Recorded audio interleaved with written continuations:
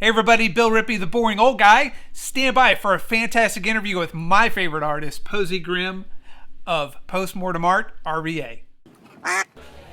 Hey everybody, it is Bill the boring old guy, and I am here with Posie Grimm, who is probably my favorite artist, especially in the Richmond area. We already have several of her works in our house, and we're actually taking a couple more home today, but we'll talk about that later. So we're here at the Makers Market at Basic Beer. So Posie may jump up and talk to people while we're talking. How are you? So tell me, absolutely love the macabre. How did you get into doing the macabre? Okay, that's a good question. So I have only been doing this type of work for about a year and a half.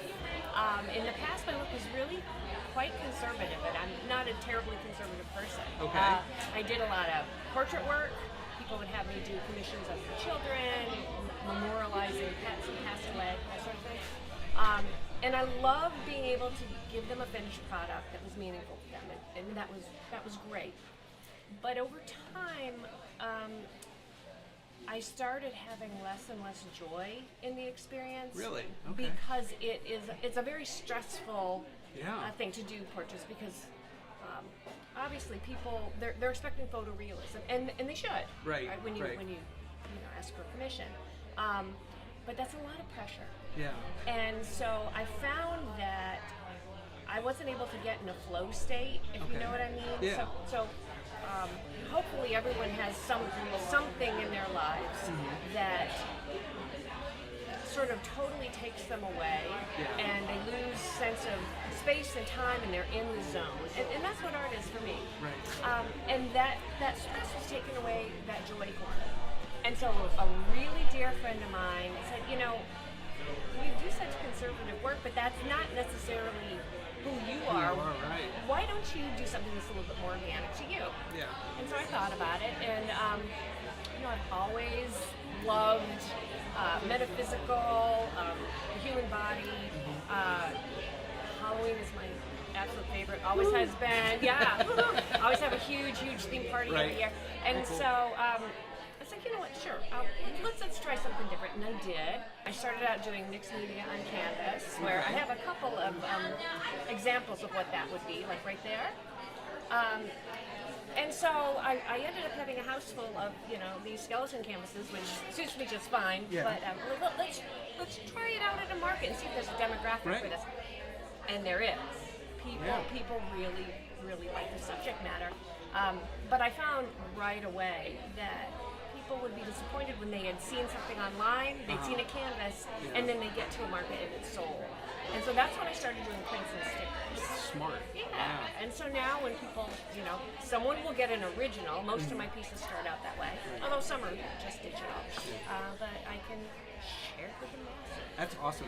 So one of the things that we really like about your work, number one, the macabre, is our house is full of skeletons and skulls, and I don't look like it, but yes, is that you bring a lot of color and life into those pictures that you just don't see. So where does that color and life fit into this? I like the juxtaposition. Okay. Right? I don't see my work as being dark at all. It's not.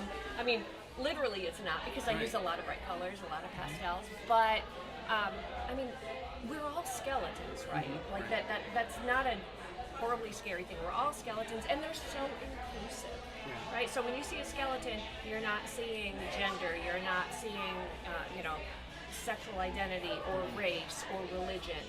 We're all skeletons. Right. And I love the juxtaposition with that, and florals and woodland creatures and insects, and I have a weird quirky sense of humor, so I don't know. To me it all goes together, and I think it's kind of whimsical and fun. I don't take it seriously. I like it. I think it's fun. What do you think is your big inspiration when you look at this work? When you sit down, or you have a thought that's in your head, it's like, oh my gosh, I have to put that to canvas. What's kind of your inspiration? Ooh, that's really hard. Sorry, I did tell you softball yeah, questions. he did. Totally said no hard questions. All right, getting a chuckle. I don't know. I think things just come to me. There's so many so many things that I like, you know, from lizards and frogs and rats and all that, and I'll be like, wow, you know, it would be really cool to have a spider crawling on top of a skull head, or to have a little rat baby, you know, embracing a skull. And I just go from there. That's very cool. Very cool. So what's been your favorite part of work or part of piece that you've done before? Do you have a favorite? That's really hard. And it doesn't have to be something here, just something you've done in the past. Honestly, probably the favorite piece I've ever done. It's a portrait. Okay. It's a mixed media portrait on canvas. It's very large, and it is I did a whole series that was called Empowered Women. Okay. And it is this magnificent black woman, and she's painted in acrylics, but her shirt in the background is all special paper that has been sort of mosaicked together. I love it. It's hanging. It's one of the few pieces of my own that I have in my home. It's hanging in my living room. I really do love that. Nice. Yeah. But of this work, there's a print, a sticker in my tote bag, and actually now t-shirts of a skull that's wearing glasses. Okay. And I really like him a lot. If you ever watch Schitt's Creek. Yes. Okay, so I sort of envision like if David were the skeleton. Okay. That would be him. That would be him. That's so awesome. I really like him a lot. So he's found his way. He makes a debut on something new almost every month. Background? Yeah, it's good. It's good. So one last question for you. So other than showing up at different shows, where can people find all of your great work? Okay, so if you wanted to buy it locally, I have a limited supply in 3 different locations. Okay. One is Rest in Pieces. Okay. People have not checked out Rest in Pieces. They need to. It's one of the coolest shops in Richmond. They have sort of oddities, taxidermy, wet specimens, you name it. So I have prints there. Okay. There is a quaint little bookshop called Book People that is in the near West End, and I have a few things there. And then for Chester friends, I am at the Flowered Cheetah, which is on West 100. I have, besides prints and stickers, I do have some of my houseware kind of things as well. Okay. And some shirts. So yeah. Gotcha. But for people who don't live locally, you can follow me on Instagram at Mortem RVA, and you can always direct message me. I am happy to mail prints and such. Cool. And for people who are local and can't get to a market, oftentimes we'll do drop-offs, different places. Gotcha. So I will make sure I put links for all those locations where you can find Posie's work. Absolutely fantastic stuff.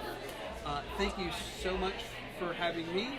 You have a wonderful day, and we'll be back to get some prints. If you like interviews like this and you want to see more, please click subscribe. Please join us. Hit that notification, the whole algorithm thing. You guys have a wonderful day. Thank you, Posie. Hi, thank you so much.